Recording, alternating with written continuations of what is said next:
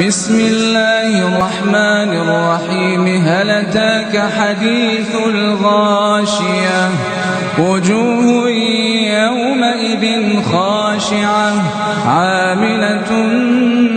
ناصبة تصلى نارا حامية تسقى من عين آنية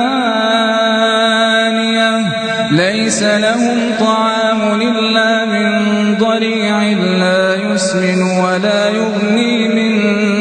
جوع وجوه يومئذ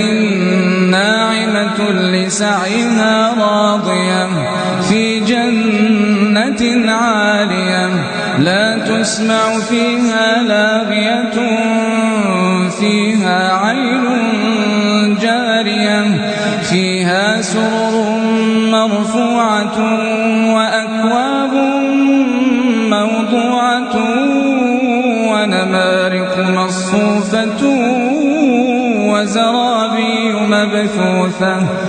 أفلا ينظرون إلى الإبل كيف خلقت وإلى السماء